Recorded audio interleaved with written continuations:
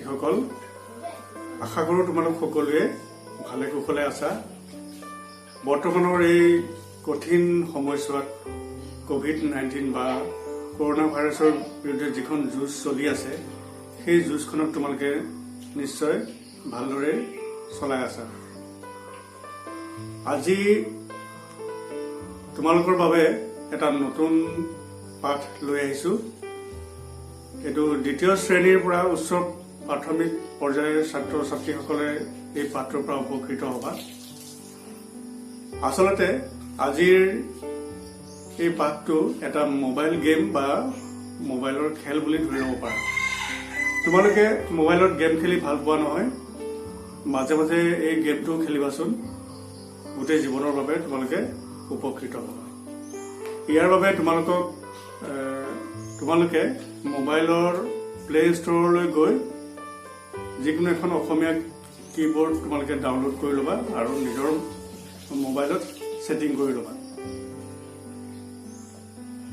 তাৰপিছত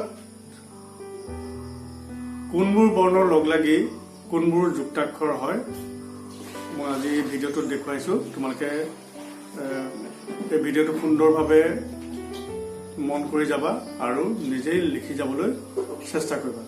লগতে ভিডিঅ'টোত দেখুওৱা যুক্তাক্ষৰবোৰ তোমালোকে নিজৰ টোকা বহীত লিখি ল'বলৈ যত্ন কৰিবা আৰু সদায় মনত ৰাখিবা। আজিৰ ভিডিঅ'টো অলপ দীঘলীয়া হ'ব, কিন্তু তোমালোকে ভিডিঅ'টো শেষলৈকে চাই থাকিবা। ইয়াৰ ফলত তোমালোকে বৰ লাভৱান হ'বা। আৰু তোমালোকে যদি মোৰ ইউটিউব চেনেলটো এতিয়াও ছাবস্ক্ৰাইব কৰা নাই, ছাবস্ক্ৰাইব কৰি ল'বা। তোমালোকে নতুন নতুন ভিডিঅ' পাই থাকিবা। তেতিয়াহ'লে এতিয়া তোমালোকৰ মূল পাঠটো আৰম্ভ কৰোঁ আহা। মৰমৰ ছাত্ৰ ছাত্ৰীসকল, তোমালোকক যুক্তাক্ষৰৰ বিষয়ে ক'বলৈ যোৱাৰ আগতে আন কথা কিছুমান কৈ লওঁ। প্ৰথমে আমি য়কাৰৰ বিষয়ে কিছু কথা কৈ লওঁ। য়কাৰ বুলি কওঁতে আমি যেতিয়া প্ৰাথমিক বিদ্যালয়ত আছিলোঁ তেতিয়া আমি ইয়াক জকাৰ বুলি শিকিছিলোঁ। কিন্তু এতিয়া অসমৰ শিক্ষা বিভাগে ইয়াক য়কাৰ হিচাপে স্বীকৃতি প্ৰদান কৰিছে। য়কাৰ বুলি কিয় কোৱা হয় সেই বিষয়ে বিভিন্ন ভাষাবিদসকলে বিভিন্ন ধৰণৰ যুক্তি আগবঢ়াইছে। যদিও মই ডক্টৰ গোলোক চন্দ্ৰ গোস্বামীদেৱে আগবঢ়োৱা যুক্তিটোকে তোমালোকৰ আগত ক'বলৈ ওলাইছোঁ। আখৰটো অন্য ব্যঞ্জন বৰ্ণৰ আগত সংযুক্ত নহয়, পিছতহে য়কাৰ ৰূপে যুক্ত হয়। য়কাৰ 2টা, 3টা, আনকি 4টা ব্যঞ্জনৰ যুক্তাক্ষৰতো লাগিব পাৰে। সংযুক্ত য়কাৰৰ পিছত অন্য কোনো ব্যঞ্জনযুক্ত হ'ব নোৱাৰে। অৰ্থাৎ য়কাৰডাল যুক্তাক্ষৰত সদায় অন্তব্যঞ্জনহে হয়। অসমীয়া ভাষাত য়কাৰ লগা যুক্তাক্ষৰেই আটাইতকৈ বেছি। এনেকুৱা 27টা আছে। তোমালোকক কৈ দিছোঁ, সেইকেইটা হৈছে কত য়কাৰে কিয়, ক্ষয়,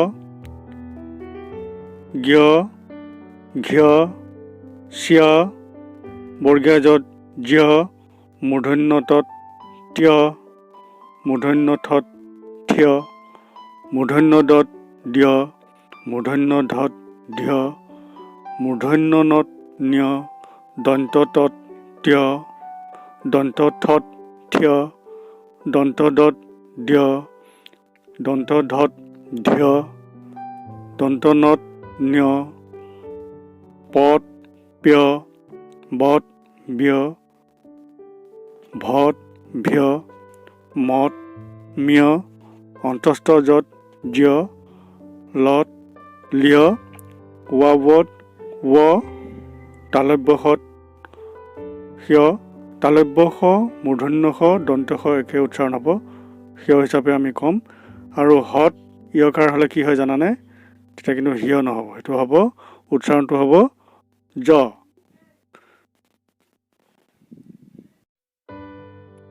হৰ পিছত ইয়কাৰ যুক্ত হ'লে হ আৰু ইয় বা অন্তস্থ ইয়ৰ দুয়োটাৰে উচ্চাৰণ বেলেগ হৈ যায়। ইয়াত আমি উচ্চাৰণটো জ ধ্বনিগত হয়। যেনে উজ্জ, সহ্য, বাহ্যিক, অসহ্য এই ধৰণৰ। এতিয়া আমি কোনবোৰ বৰ্ণৰ লগ লাগি কেনেধৰণৰ যুক্তাক্ষৰ গঠন হয় বা ইয়াৰ উচ্চাৰণবোৰ কেনেকুৱা হয়, কেনেধৰণৰ হয়, তাক উদাহৰণসহ ক'বলৈ ওলাইছোঁ। তোমালোকে মন দি শুনি যাবা। এতিয়া প্ৰথমতে আমি ইয়কাৰ যোগ কৰোঁ। ক যোগ ইয়, কত ইয়কাৰে কিয়, যেনে বাক্য, শাক্য। খত ইয়কাৰে ক্ষয়, সংখ্যা, কামাখ্যা। গত ইয়কাৰে জ্ঞ, যেনে ভাগ্য। ঘট ইয়কাৰে ঘ্য, যেনে অৰ্ঘ্য, অলংঘ্য। মূৰ্ধন্য তত ইয়কাৰে ত্য, যেনে নাট্য বা নাট্যকাৰ। দন্ত তত ইয়কাৰে ত্য, যেনে সত্য, অসত্য। দন্ত দত ইয়কাৰে দ্য, যেনে পদ্য, গদ্য। দন্ত নত ইয়কাৰে ন্য, যেনে বন্য, অন্য বা অনান্য। মূৰ্ধন্য নত ইয়কাৰে ন্য, যেনে অৰণ্য, পুণ্য। ভত ইয়কাৰে ভ্য, যেনে সভ্য, অভ্যাস। লত ইয়কাৰে ল্য, যেনে মূল্য, বাল্য। এইখিনি ইয়কাৰৰ বিষয়ে গম পালা। এইবাৰ আমি ৰেফ যোগ কৰিম। ৰেফ কেনেকৈ যোগ হয়? ৰৰ লগত অন্য আখৰ যোগ হ'লে ৰ ৰূপে সলনি হৈ ৰেফ হয় আৰু লগ হোৱা আখৰটোৰ ওপৰত বহে। আকৌ এবাৰ কৈছোঁ, ৰৰ লগত অন্য আখৰ যোগ হ'লে ৰৰ ৰূপ সলনি হৈ ৰেফ হয় আৰু লগ হোৱা আখৰটোৰ ওপৰত বহে। এতিয়া কিছুমান উদাহৰণ দিবলৈ ওলাইছোঁ। তোমালোকে বিদ্যালয়ত এইখিনি কথা শিকিছা, তথাপি মই আকৌ এবাৰ অনুগ্ৰহ দিবলৈ লৈছোঁ।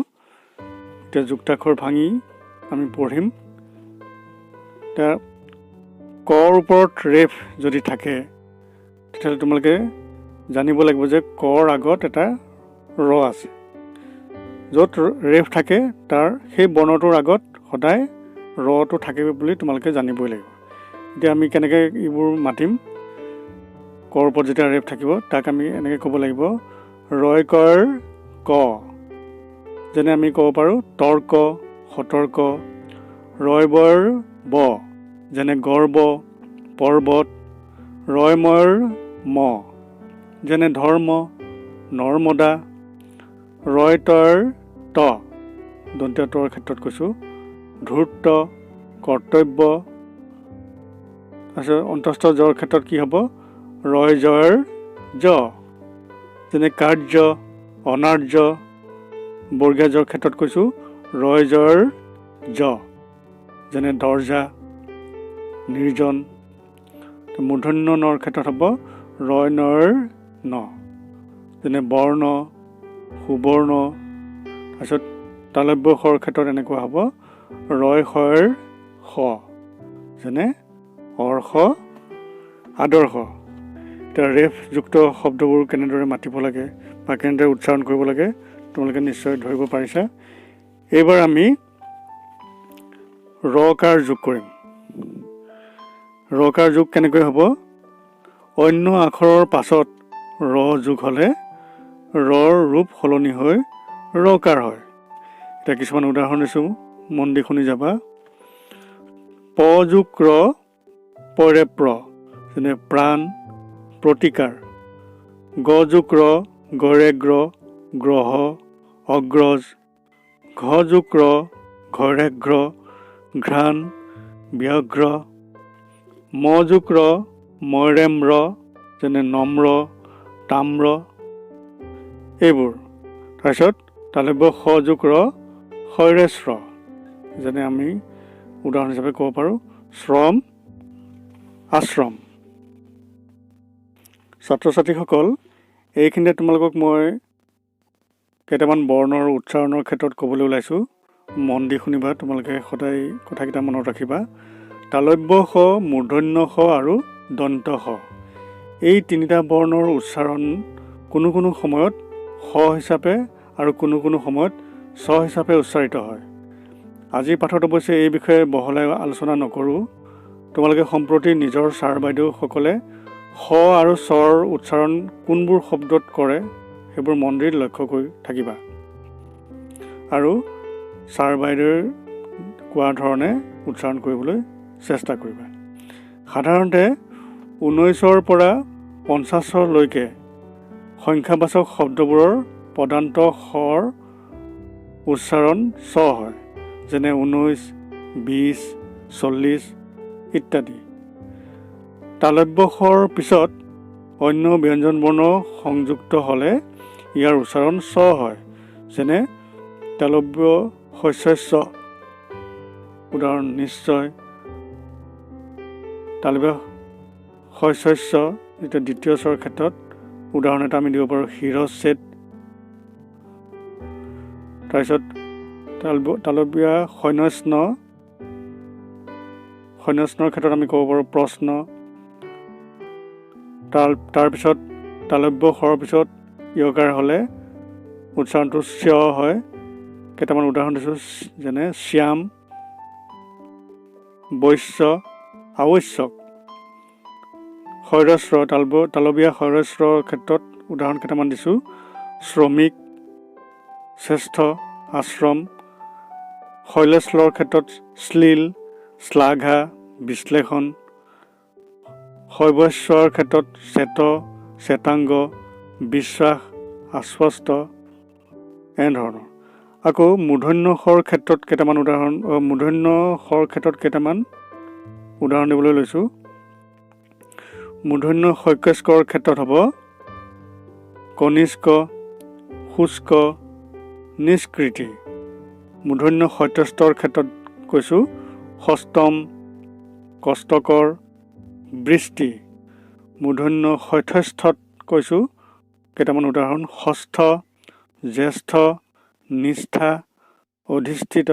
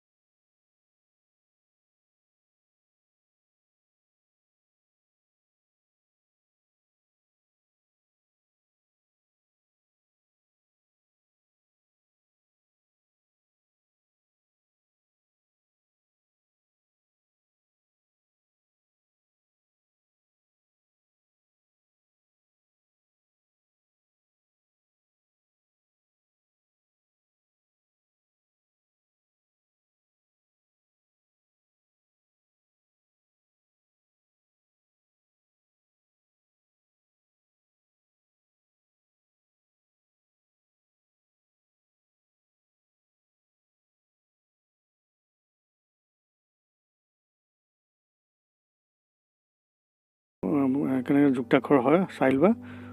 ক যোগ ম কয়মেক ম, যেনে ৰুক্ম ৰুক্মিণী। দন্ত দ যোগ ম দয়মেদ ম, যেনে পদ্ম ছদ্মনাম পদ্মশ্ৰী। গ যোগ ম গয়মেঘ্ম, যেনে যুগ্ম অযুগ্ম বাগ্মীবৰ।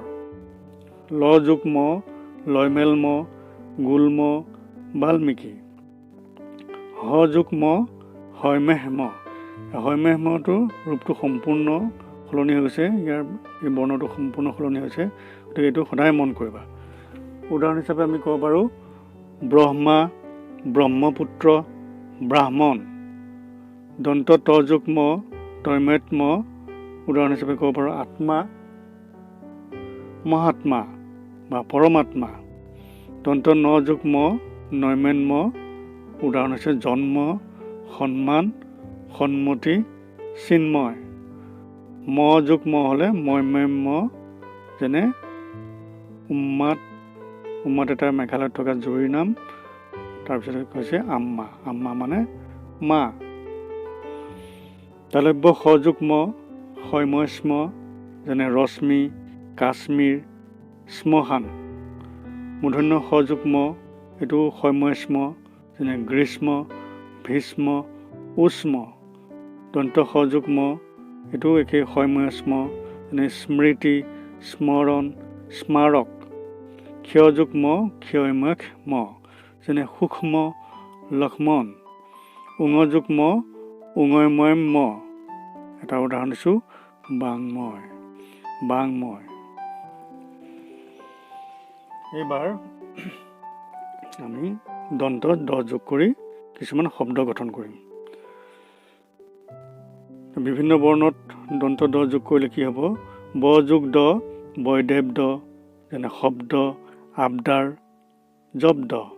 দন্ত ন যোগ দন্ত দ নয়দেন্দ্ৰ নন্দ সুন্দৰ বন্দনা। দন্ত দ যোগ দন্ত দ দৈদ্য, যেনে খদ্দৰ। দন্ত ন যোগ দন্ত দ যোগ ৰ, তিনিটা বৰ্ণৰ লগ লাগি হৈ গ'ল নয়দ্ৰেন্দ্ৰ, যেনে চন্দ্ৰ ইন্দ্ৰ নৰেন্দ্ৰ। এইবাৰ আমি দন্ত ধ যোগ কৰিম। দন্ত ন যোগ দন্ত ধ নয়ধেন্দ্ৰ বন্ধ অন্ধ আন্ধাৰ। ব যোগ দন্ত ধ বৈধেৱ ধ, যেনে উপলব্ধি লব্ধ প্ৰতিষ্ঠ। দন্ত দ যোগ দন্ত ধ দৈধধ্য বুদ্ধি উদ্ধাৰ উদ্ধৱ। গ যোগ ধ গৈধেগ্ধ মুগ্ধ দুগ্ধ। ম যোগ ভ ময়ভেম্ভ কুম্ভ ৰম্ভা আৰম্ভ। দ যোগ ভ দৈভেদ্ভ উদ্ভিদ উদ্ভৱ সদ্ভাৱ। নিয়োগ প্ৰথম চ নিয়সঞ্চ, যেনে মঞ্চ পঞ্চাছ অঞ্চল। তালব্য স যোগ প্ৰথম চ শস্য পশ্চিম নিশ্চিত পাশ্চাত্য।